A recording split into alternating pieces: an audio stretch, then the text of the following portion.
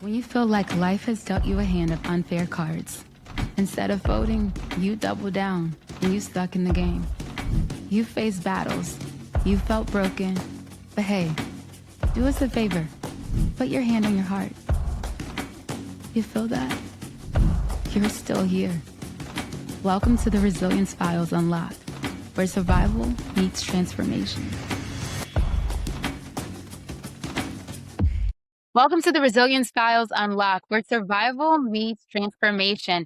I'm your host, Carrie, Bernans, actress, stunt woman, and this space was created for honest conversations about survival, reinvention, healing, and the quiet strength it takes to keep going when life doesn't always look like the way you imagined it. Now, we're not therapists. We don't have a degree for this, but we do have our own lived experiences. I survived a lot. We could talk about that later, but we have a special guest for us today. And I'm so excited to introduce this lovely person. Our special guest is someone who's learned resilience before he had language for it. Born with a rare genetic eye condition shaped by early responsibility, profound loss, and life altering health crisis. Mark Rivera's story is not about fixing yourself, but it's about staying soft in a hard world and becoming the person you once needed. This conversation is about seeing beyond sight, surviving unimaginable loss, and choosing purpose anyway. As we do it here on the Resilience Files podcast, I'm going to go ahead and read Mark's essay. To fully understand my story, I must start from the beginning. As far back as I can remember, I've suffered from a rare genetic eye condition called Coates disease, which has an array of symptoms. In my case, however, the retina is detached from the left eye, which makes it seem like the eye isn't even there. Unlike blindness, where it's complete darkness, I have no darkness, no signal, no anything. It's as if the left eye isn't even there. Growing up, this made navigating and seeing extremely difficult, as all the emphasis went into protecting my right eye. I had countless doctor visits, tons of eye drops, and procedures, but it all came with the same result. Unfortunately, I would live life like this for the rest of my life. I constantly would bump into things, and it made my life incredibly difficult. On top of that, my left eye was floating and uncontrollable. This made things even more difficult because it made me feel like I wasn't complete and often felt like I wouldn't be enough. I vowed, however, that this was not going to be the story that dictates nor allow anyone to perceive me as such. So I worked tirelessly in heightening my other senses, my hearing, my ability to feel within my proximity, ability to envision things happening before they occur, my sense of smell and touch. I also trained myself to learn how to avoid bumping into things and always keeping my head on a swivel. It has helped me tremendously. I became very resilient despite my condition and vowed to never let my impairment harden me in an already cruel, cold world. My biological father wasn't in the picture, and from his side, I'm the oldest of three. The problem was that he got my mom pregnant with me and then got his girlfriend at the time pregnant right around the same time. And because of that, I have a half brother who is only a couple weeks younger than me. When my mom found out, she immediately stopped seeing him and took me to live with my grandma. As I grew older, I also developed a natural being of being a provider, caregiver, protector, and having a heart of gold,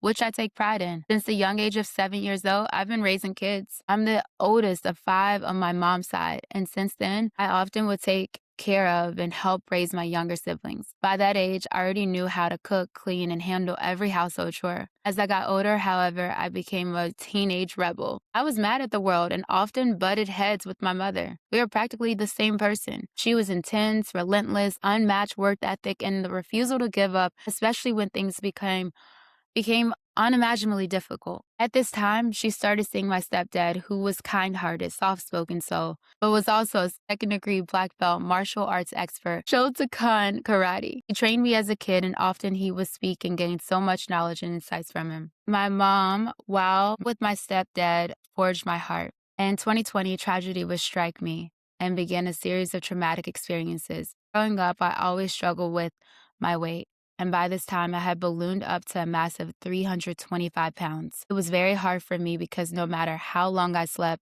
I would always wake up tired and exhausted. Driving, I would doze off, and I don't know how many close calls I had. Climbing one flight of stairs, I would be out of breath, and dozing and being out of breath would also happen when I had conversations with people too. I knew something was wrong. During the height of COVID Thanksgiving week, my stepdad passed away due to cancer, and it shattered me in the worst way. During that, driving my dozing off got worse, and more than a few close calls. And that's when I knew I had to get checked. But a month later, my mom gets hospitalized, and a few weeks later, passed away. Christmas week from COVID pneumonia. It wrecked me completely, and I haven't been the same since. I lost both of my parents in a span of 30 days. And this day, it still has me in tears. A few months have gone by, and I finally got checked, decided to do a sleep study. I did the take-home test, and a few days later, I got the results. I have a severe blockage, sleep apnea. My organs were beginning to fail, and my SpO2 levels were in the 50s, which means I essentially stopped breathing multiple times as I slept. What wasn't in the report was that they told me because of my severity of the results, if I didn't change and take my diet seriously, then I wouldn't live past 6 months. If I ever needed a wake up call, that was it. And for 2 years, I gave myself permission to be selfish. I started doing DDPY program, which is dynamic resistance yoga. In the span of 3 years, I went from 325 pounds to 150 pounds. I did another sleep study since I hated the CPAP machine and didn't qualify for the 2 straight years in a row. I now have a perfect bill of health. That's when I decided that I needed to tell my story for the past 14 months. I've been posting motivational and inspirational videos, hoping that my message gets across in hopes that it will help people. My story can be one thing that pulls you away from the edge and out of the darkness. Then everything I speak of is worth it. I'm also an actor and a personal life coach because if this broken kid from Brooklyn, New York can claw from the ashes and rise from rock bottom, then you can too. I won't try to fix you because you can't fix people, but I will sit with you, hold your hand, and let you lean on my shoulder and let you just let it all out and remind you that things will get better and that the bad times don't last forever. Be who you need to be. Be who you needed when you were younger. And when you get there, never forget the ones still walking through that fire you survived. Thank you, Mark Rivera. Wow, Mark. Yeah. Woo! What an episode. First off, I just want to just ask you, how are you Actually, I'm doing doing today? really well. I typically Yeah. do my annual physicals about June, July, and for 2 years in a row, perfect bill of health. And when I Good. went the first time to get checked with this new pediatrician, look at me, with this new primary care physician, she told me you Yeah. need to get a handle on it. So I heard it from all over the Mhm. place. And Yeah. and as I said, I always struggled with the weight, but I was always up, I was always down. I could never keep it steady. And so Hmm. once I found this program, I knew this was it because he's helped so many others before. He actually Right. took a military vet, a paratrooper. Is when they jump off the Hmm. airplanes and parachute. That Right. landing impact, it crushed his spine, his knees. He essentially needed those braces. He needed the crutches. Doctors told him he would never walk on his own power again. He went and did Wow. this program, and this guy is running now. He is doing Wow. That's handstands. He's doing splits. I said, yeah, I want to do that. So, yeah. and it's funny because DDP, he used to be a former professional wrestler. His ring name was Hmm. Diamond Dallas Page. And so Yes. during his career, he blew out his back too. And his wife at the time Mm. suggested, hey, why don't you try yoga? Of course, being your typical macho man, I'm not going to do yoga. But the pain Right. just progressively got worse. So he was like, hey, what do I got to lose? So he tried it. And sure enough, he started doing it. But he also started incorporating his own maneuvers in there, kind of like making it your own. And that's what he emphasizes. Even if it's tough, use a chair, use a Mm. table, because you're going to be in all these different uncomfortable positions. But the one thing that he Right. stresses more than anything else, just make sure that you breathe, because you need to Yeah. control your breath. Because once you're able to control your breathing, especially in an uncomfortable position, you're in the shape of your life at that point, you know. And Yeah. so he actually went back into the ring and won some championships. He's retired now because Wow. I think he's like in his 60s, Yeah. but this is all he does Hmm. now. This is his platform. This is his business. And he's helped thousands of people, even other wrestlers. Wow. Yes. And I swear by that program. And it's essentially, it has saved my life. Wow. Yeah. That's amazing. I want to know and tell everyone the name of It's the called program again. DDPY. And you can find it Mm. ddpy.com. When he first started the platform, he started with the discs. Now they have an app.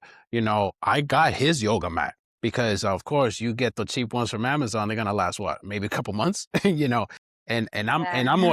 I'm doing all different kinds of poses and maneuvers. One thing that I really took pride in was able to do the safety zone. That's like getting in the fetal position upright. My head can touch Mhm. the mat and I can stretch all the way out. Yeah, it's Wow, it's that's insane. Yeah, impressive. yeah. I never in my wildest dreams would I ever, think I'd be able to do something like that. I love that for And you. then when I took all the weight off and I saw abs, I'm like, oh no, hello, who are you? Yeah. My biological, Let's talk yeah, about yeah, my that. biological father, like that side of the family, they're all big Mhm. guys. I would be Yeah. considered a small guy compared to them. I'll be real Wow. tiny. It's like, yeah, I'm 6 feet tall, but I'm also 150 pounds. So it's like, I'm kind of like a hybrid. Yeah. If I curl Yeah. myself up on the ball, I'm like real tiny. It's like, I'm like, okay, I prefer it this I way. I used to I wear, wanna I used to mhm. wear 5X shirts. My waist, 44. What? Absolutely Wow. not. This is a medium shirt. My waist, I'm 32. so proud of you. Yin, That's impressive. yeah, 3 years it took. I'm so proud of wanna give right I wanna start from your beginning right quick Yeah, and yeah, just, absolutely. like, talk about the invisible Yeah. struggles. I think starting when you were a young boy, Yes. you described that your left eye Yes. as having darkness and no signal as if it wasn't even Yeah. there. How did you learn to explain to yourself that reality growing So up? here's the crazy part. No one knows how it happens, and so at 2 years old, that's when my mom and my grandmother started seeing like the eye floating. And so that's Yeah. when I got checked, and that's when Mm. they, had the result where it's detached. He's never going to be able to see. I mean, we're talking in the 80s now. I was born in 81. So the technology back then, especially in the medical field, was subpar at Yeah. best, you know, and I lived in New York at the time. So I was always in Manhattan going to, I think it was called New York Eye, Ear, and Throat. And I used to always visit New York Hospital itself, so I was always in and out, in and out. And because of that, I even had the same pair of glasses that Steve Urkel had, those big Oh, goggles, so yeah. yeah. And I think at one point, I think she had actually got me the lace for it and everything. I'm like, oh, geez, you're just making this worse for me, aren't you? No. So, but it was all to protect the right side. And I get it. Absolutely. And talking about that, Hmm. like, what did it feel like navigating the world knowing that everything depended on protecting the So right at that eye? point, I had to really start training myself, like maneuvering and keeping my head on the swivel. It's like even driving, I'm very cautious when it comes to driving. I'm constantly Right. looking over my shoulder. I mean, my SUV Mhm. is a 24, so I get, all the bells and whistles with the cameras and all that, but I'm an Yeah. old school driver. I've been driving over 30 years. I mean, come on. Yeah. So I need to have that, get my rear view, and I'm fine, but it was a struggle. Yeah. I mean, don't get me wrong. I'm not perfect when it comes to my navigation because I will still bump into things, but it's not, Yeah. nowhere near as bad as how it was before. And it would Right. have to be something that I didn't see or I just, misinterpreted. And because I think at one point, I think I even hit myself on the roof of my car, getting in. Yeah. Again, I'm a tall guy. But, and Right. even getting out, there have been times where I think I hit myself getting in, like right below the steering wheel, just like that mechanism under there, and it's solid. And I'm like, really? Yeah. That's why I cannot drive sedans because I feel like I'm just way too low to the ground. I need the Mhm. SUVs, I need the comfort, I need the space. Plus again, it Yeah. has the nice camera system and whatnot, and I get my seat warmers, so that's good too, especially with that ice Right. storm we just had. In New York, I know, right? It was bad. Yeah. It got really bad here. It was suffering from cabin fever because I was in home from Friday to like Wednesday. I hate Yeah. being home. I'm an Mm. outdoorsy kind of person. I'm always out and about. I feel I hate sitting down. I'm yeah. always on my feet, especially with all the weight I lost, all that pent up energy. I'm constantly on the go. Right. You know, my Fitbit, I set my steps for 15K. I crushed that by Yeah. lunchtime. And I also put it to where it also has streaks. So like every hour you have to hit 250 steps. Kidding me? Wow. That's nothing. So I challenged myself. I set it for 7 a.m. and I finished it by 8. So they still Wow. count the 7 a.m. and the 8 p.m. So essentially it's 14 hours, Wow. and Yeah. that's how I just stay, doing my thing. I work out pretty much every day. I give myself the weekends to relax. But again, if I'm at Yeah. home not doing anything, once my house chores are done, oh, I got to do something. So I'll go out for a Right. walk. I'll go out for a drive, something. I just hate being home, you know? I feel you. I understand that. I wanna, just get back to a couple questions around your Absolutely. eyes because I felt like shaping that early identity for you and how Yes. you grew into the person that you are. How did your eye condition shape how you saw yourself, not just physically, but emotionally? And, you were so young, so you went to school maybe Yeah. during that time, or were you No, I homeschooled? actually went to public school, and that's what made it worse too, because, yeah, you have your friends or whatnot, but if they got too close and they started seeing how your eyes are like not Mm. functioning the way it's supposed to, kids can be cruel. But Yep, even they as can. soft as I am, I'm not going to allow bullying. Absolutely not. That was one thing my mom made sure, because Good. she didn't meet my stepdad until I was a teenager. Mhm. So right around that rebel time frame, was when he came into the picture. And that's where I really started toning it down, but up until then, I didn't know. She was like, Mhm. don't start it, but you better make sure you finish it. No, that's one thing I cannot, I despise bullying in any way, shape, or form, So just because you see I'm this good, kind hearted person, don't think that I can't Right. flip that ghetto switch in a second. Absolutely not. So, but as I got older, again, it was again, protect the eye, protect the eye, protect the eye, and Right. when I was 7 years old, she had my younger brother. From there, that's when I started with the whole caregiver, phase. Right. At this Yeah. point, we have so Well, let's many kids and cousins and all that, and I pretty much took care of all of them, Yeah. Wow. So you were living with your own limitations Yeah. of your limitations with only having one eye, and then Mhm. you also became a caregiver at Yeah. the young age of 7 years old, and that since like, let's talk about that a little bit more, because you talk about I'm just trying to imagine this. You're caregiving at 7 years old. You Mhm. only have one eye. You're training your other senses. You're hearing, your intuition, your awareness, almost like your body went into problem solving mode Yes. because your mom also had Yes. kids and you were the oldest. Yes. So, I mean, when did that shift from something you had to do to something you realized like this is just like you realized it was a strength that you had and not only the other senses that you had, but Mm. also in being the So big brother? again, oldest of five, right? So it started with my younger brother. And then anytime I went out, he was always with me. I remember one time, Yeah. remember, cell phones wasn't a thing back then.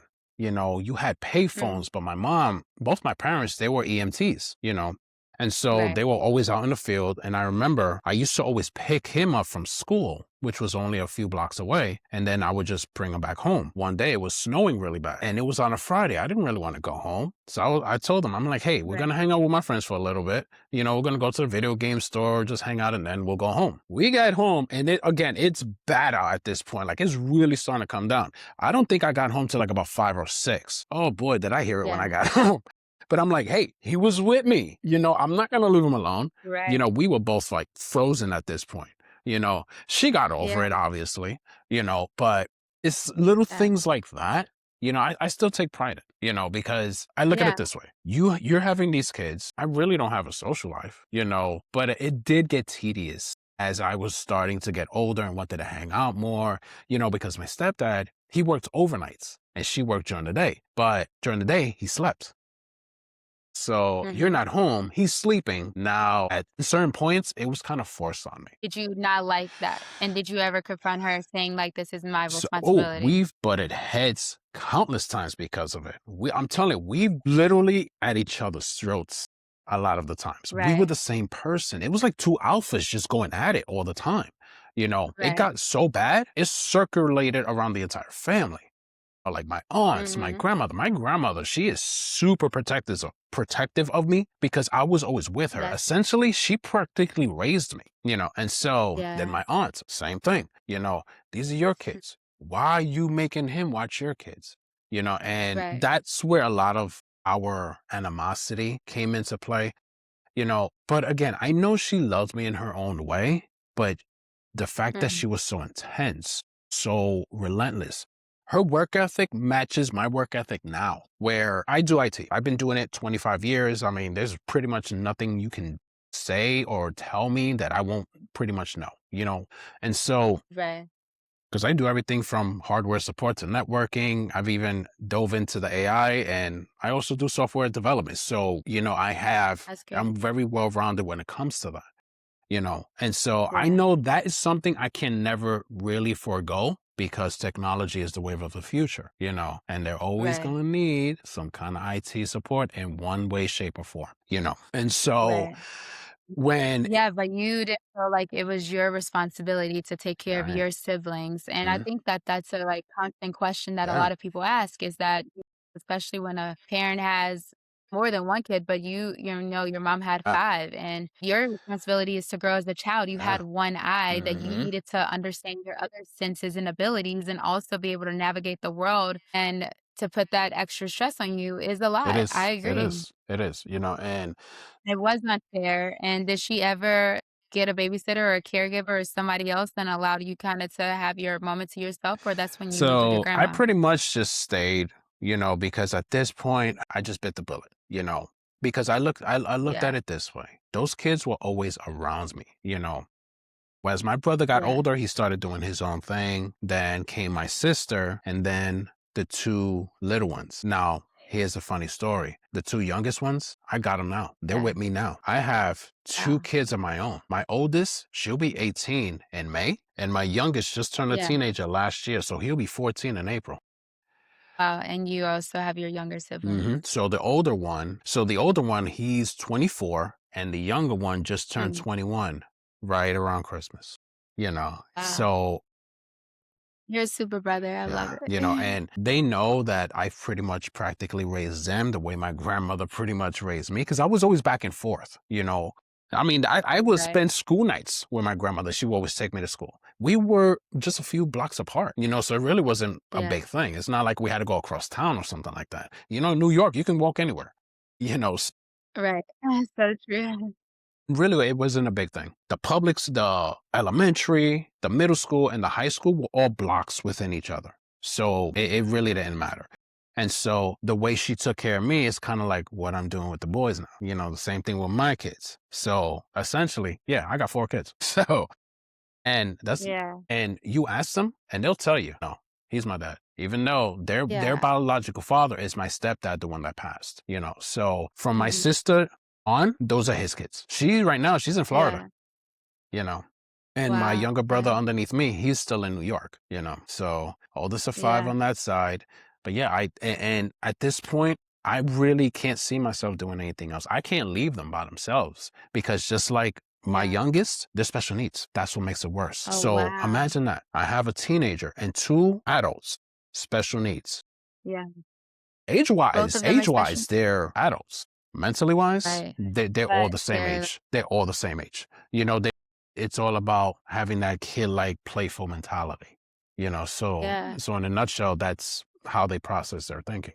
It's ADHD, ADD, and stuff of that nature. And especially when Right. our parents passed, it paralyzed us.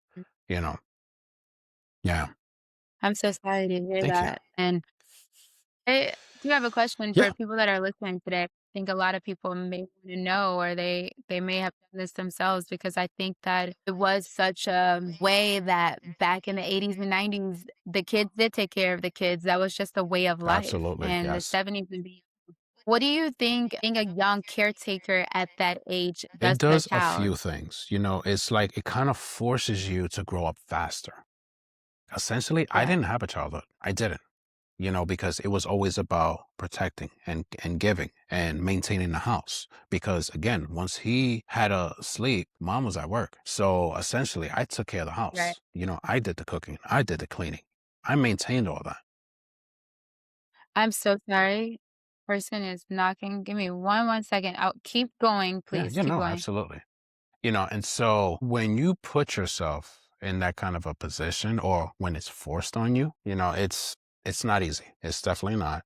And when I look back, I often think, well, maybe she could have worked with me a little better and whatnot. But it was always Right. to the point where, well, you're here, so you have to do it. He needs his rest. And I get that. I'm compassionate about that. I get that. They're working, they're maintaining, the house with the bills and whatnot. Because here's the thing, bills are never going to take a day off. But I would just Right. wish I had more of an option, more freedom, you know, because even as I Yeah. got older, it got progressively worse. Even as an adult, still living with them. I'm working at this point myself. But again, I had no Yeah. free time. And so when you keep going through things like that, eventually it just stays ingrained in you, and so Right. I had my oldest when I was only 25, and Oh, my wow. youngest is only 4 years younger than her. So before the age of 30, I already had two of my kids, so it's like never Wow. really had that chance to venture out and live alone and be by myself for a bit. I've always been around family and kids, so Wow. yeah, so I don't even think I've slept 8 hours since I was a kid. And it sounds like even Yeah. then you were very busy, Oh yeah. Oh but, yeah. well, let's get into, you had a lot of trauma and grief, throughout this time, Yeah. and, like, even the sense of how you now are taking care of your younger siblings Mhm. as well as your 2 children yourself. Losing your stepfather and your mother within 30 days, I wanna acknowledge to you Yeah, how yeah. devastating that is. You have my Thank you. prayers. How did your body respond to that when your heart couldn't process what's happening and you're also taking care of your own siblings at Well, the at time? this point, I had relocated down to Texas. Now, Okay. I relocated down here back in 2016. So he Okay. passed 2020. They both did right in the height of COVID, right? But he Mhm. fought. Like when I moved down here, that's when my mom told me that he was first diagnosed, and so Mm. that made it hard. I'm like, ooh. So every chance I get, I would text him, give him a call, and that's pretty much how I got my softness, my interest, and also honing me down to really speak properly. My mom did too, but she was like really intense. He was really soft spoken. He read a lot. He did a lot of writing. And I took that, because I do that myself. My head is constantly in a book. I'm constantly studying, constantly, Right. trying to improve, because with me, the power of positivity, that's where it's at. You got to change that Right. mindset, so and that's where it all started for me, and so Mhm. speaking with him, I would give him a call. And we had this running joke where every time I had a birthday, he would say, "Happy birthday, old man." And then when it was his, I would flip it. I would be like, "Happy birthday, young man." That was kind of like our little inside I love joke, that. and so, but the last conversation I had with him, 2 hours, and I want to say it was the summer before he passed. Oh, wow. And so during that time, I was overweight, and so I drove from Dallas to Atlanta and then went south because his town is a real small town in Georgia, so it was about Yeah. 11, 12 hours or so, but I drove straight through. That was Yeah. the first time I saw anybody since relocating, but this time Yeah. my siblings, they, shot up like weeds. I'm like, okay, who are you? Because again, when I left, they Yeah. were little dudes, so now it's Right. like, oh, good God. Now the youngest, that boy's like a dang Yeah. tree. I'm like, all right, dude, you need to stop, and I just Yeah. couldn't believe it. What about you driving Yeah. there during that time of your life? You were driving back and forth. Yes. You were falling asleep on the road, Yes. you mentioned, while you were Yes. driving because you were obese. You were 300 plus pounds, you Hmm. said. And the doctors also told you around that time that you're not gonna make it past 6 months to live. That's a moment that changes Absolutely. everything. Absolutely. What went through your mind when you first heard that? Let me segue into my mom real quick because so Yeah. what ended up happening was my younger brother, the one who's just below me, he's a bodybuilder. And during Mhm. that time, Florida was a hot spot. He had went to a Right. competition, everyone got together, and that's what pretty much got everyone sick. Now, my Right. mom didn't tell nobody this, but she had pneumonia earlier that year. And you just don't get Oh, over that. Now, with COVID pneumonia, essentially, that just turns your lungs into cement. They had to do some procedures to try to alleviate the pressure. A couple times she coded, but she was sedated. That same, right. so 30 days after, that's what happened. But driving back and forth from Georgia to Dallas, Okay. but the last conversation she told me, whatever you do, take that weight off. Whatever you do. Driving back home to Mhm. Dallas, it was even worse. I said, there's no way. Something's got to give. So that's when I went for the sleep study. I'm telling you, they Good. sent me so much equipment. I essentially looked like Iron Man. I had the vice here, had the nose deal, had the Findex, I had everything. And I'm just laying in Yeah. bed like, okay, how am I supposed to get any I sleep like this? I think I know it's a surprised they didn't have you at the no, hospital. I mean, I had the option, but I'm like, I'd rather just be home comfortable, and I just want to make sure Mhm. I get it done. So I did that. I Right. took it back to the clinic, because even my Yeah. testosterone levels were really bad.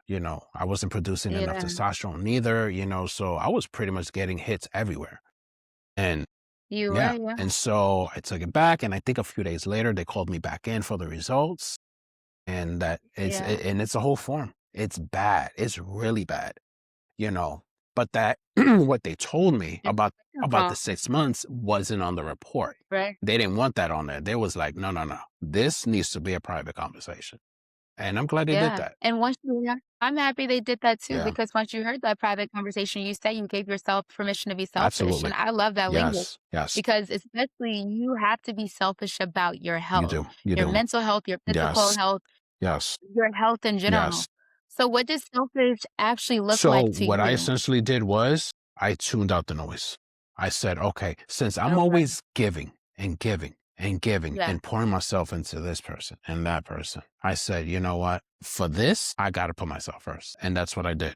yeah, So I changed up my diet completely. I went from eating carbs and proteins and this and that to just protein and veggies. If I did have carbs, which was very minimal, it was yes, the complex carbs, like the whole grain, and stuff of that nature. So, but it was veggies with every meal, and then I also changed up my sleep habits. I used to go to bed super late. Now mhm, I think 10 o'clock is my latest cutoff. But because of it, I have all this that's energy and I'm up by like 2. So I really only sleep 4 hours, but I can function and I'm on my feet all day long. And I know I need yeah, more, but again, when have I ever slept 8 hours?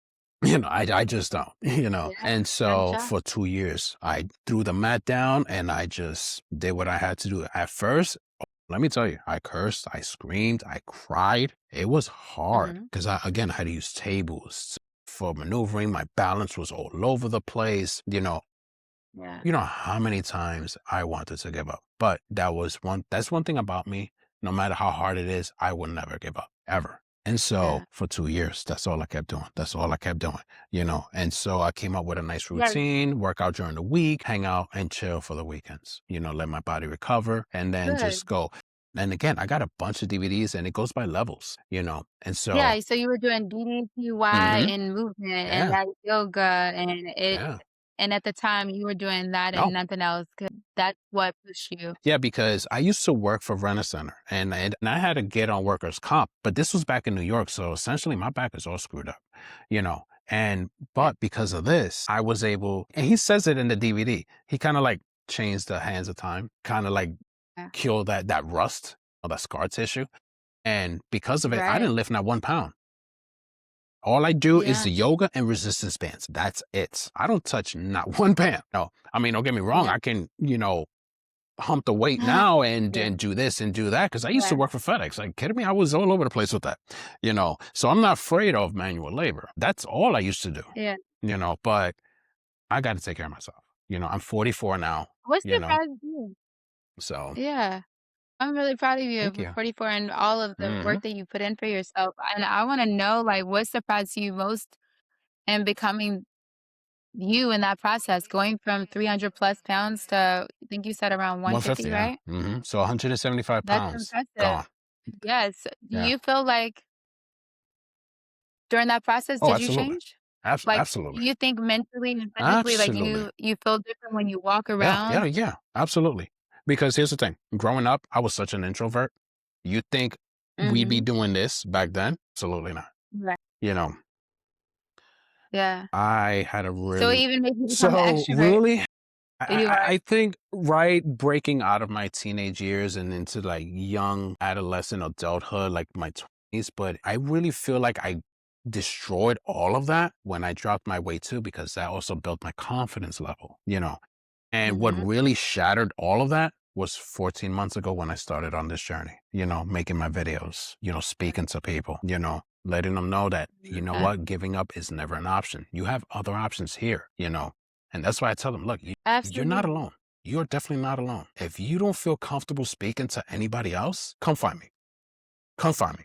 I love how you redefine strength. Yes. I think that's what it looks like to one of the things you said as Hmm. you were talking with other people is that you don't try to fix them, you No, sit with them, and I think that's absolutely. very Yes. powerful. Where did you learn that kind of strength? Was it you being the big brother to 5? Is that you now nurture your younger siblings while caring for your kids, or where did that Honestly, strength I come think it was from? just a culmination of everything. And when I got Mhm. started on this journey, I'm like, wait a minute. I'm speaking and I'm telling my story. So, and I've always said this to myself too. Even if it just motivates, inspires, and pulls at least just one person from teetering over the edge, Yeah, then all of this has been worth it. See, I don't do love this that. for status or clout or any of that nonsense. I do it for impact. That's what my brand Yeah, is all about. That's what the voice within is all about. The voice within, in a nutshell, is just a mere extension of myself. That's all it is. So, I love that. but with me, what You you see is what you get. Bottom line. Yeah, you really started tuning into focus. I think Hmm. that's so beautiful. And, at some point in your story, you decided your story wasn't yours anymore and that you needed to share it with others. And Absolutely. you said you don't do this for Nope. fame, you do it No. to save that Yep. one person. And I want to know, like, what is that voice within? What does that really mean to you? You mentioned that. So Like when and I guess to yeah. follow up with that Mhm. question too is like when someone is on the edge, what do you hope that your voice So leads to them? with me, when I started doing, like, I didn't even have a name for this thing. I just said, you know what? Let me just go take a leap of faith.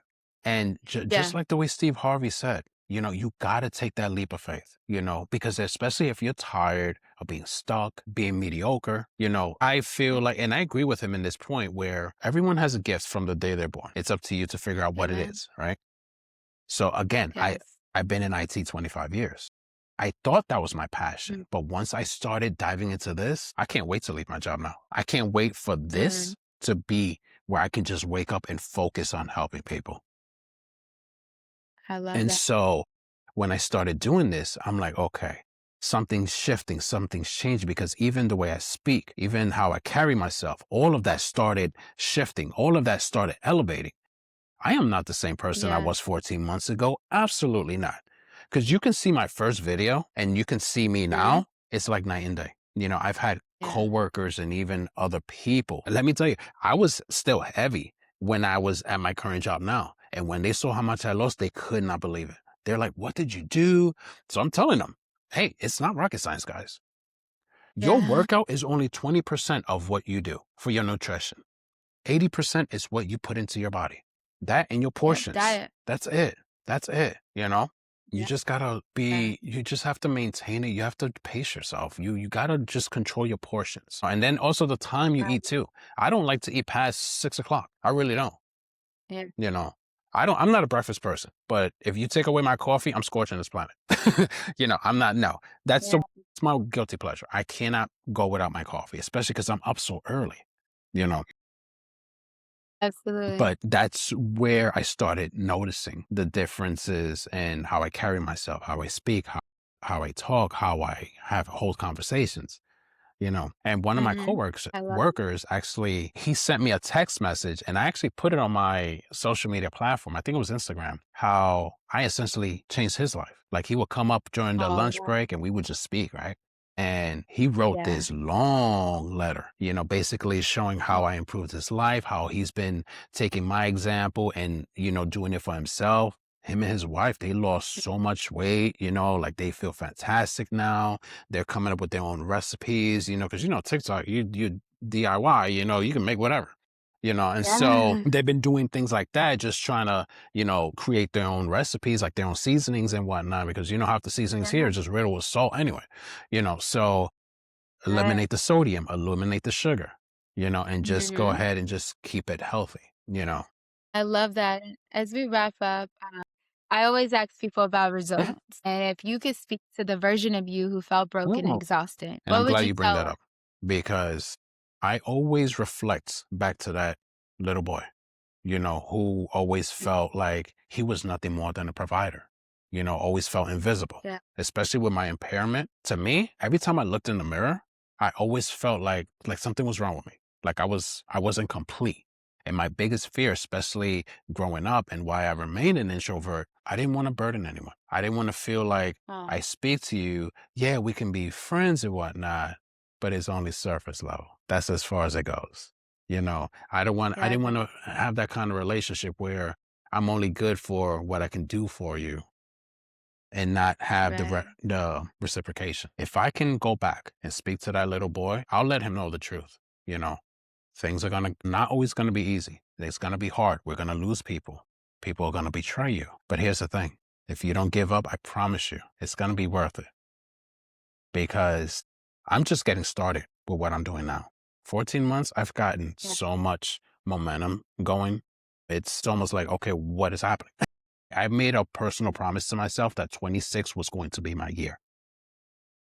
It will be Oh, your year. absolutely. Absolutely. Because I'm all about manifesting too. I'm all about the positive mindset. Bob Proctor, Napoleon Hill. Those are my mentors. And I got Yeah. their books. And again, I'm constantly studying, constantly writing. Every morning I write in my journal for an hour. Easy. And I Yeah. just keep on with it. I keep on improving. Here's the thing. You never want to be the smartest person in the room because you will never grow. But Right. me, I'm going to be the most, I'm going to be the hardest person, the hardest working person in the room. Because I promise you, you're not going to outwork me. I dare anyone to get on my schedule and see how long you last. I've been doing this 4-hour tidbit since I started this journey. And that was 14 months ago. So if you feel you Wow. can stay up all day long on your feet and sleep only 4 hours and still be okay the next morning, then you got my respect. And then me and you need to talk. But if you can't because here's the thing, take a back seat because by the time you waking up, my work is already going to be Mhm. done. And now I'm just focusing on something else. Yeah, I love it. Wow. Woo, you're amazing, Mark. Thank you. And Thank you. also, look, if you gotta sleep 5 hours, we not gonna hurt you, even if you get in at 8 every now and then. But I just want to say thank you so much, though, Absolutely. for your honesty, your heart, your willingness to just let people in to share your Absolutely. story about not only just the strength, but also the Yes. softness too. Yes. I think like your story is definitely a reminder that resilience isn't about having it all No. together. It's about choosing to keep going, Yes. choosing to care, choosing to become the person you once needed. And Hmm. also, despite when obstacles come in the way, or even when the story decides to throw in something unexpected with 2 deaths in 30 days of your Yeah. parents, I just want to say thank you so much. Know that everybody listening today is going to resonate with you in some way or another. And everybody that's listening, I want you to know that you're not alone and that your Absolutely story not. matters and your Yes. feeling matters too. Yes.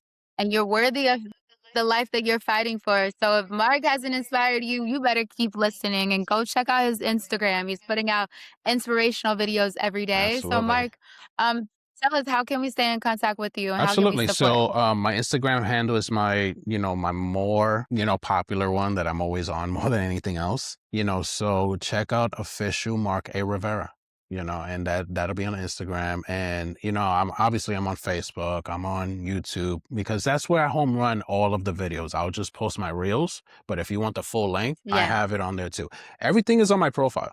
Every one of my handles, Okay. every time you go to this page or that page, you're going to see everything. So you're going to get, you're going to go back and forth, you're going to see everything, so I have them all and you can reach me anytime. And this is why I tell people, if you feel like you have no other option and there's nowhere for you to really turn to because you don't feel comfortable or you're just not sure, come find me. Let me have one conversation with you. And I promise you, you'll think twice about it. You'll sleep better and you'll feel a little lighter because if I can pull myself from out of all of that and still keep going, because hell, I'm not healed neither. I'm a misfit just like everyone else. And so if I can Yeah. continue to push and continue to strive to achieve and reach for my goals, so can you. But I get it, Mhm. because it's the noise. You just want to silence the noise. I get it. But again, giving up is never the answer. You heard Mark. Giving up is never the answer. This is the Resilience Files Unlocked, where survival meets transformation. Thank you You're so very much, welcome. Mark. Thank you for having me.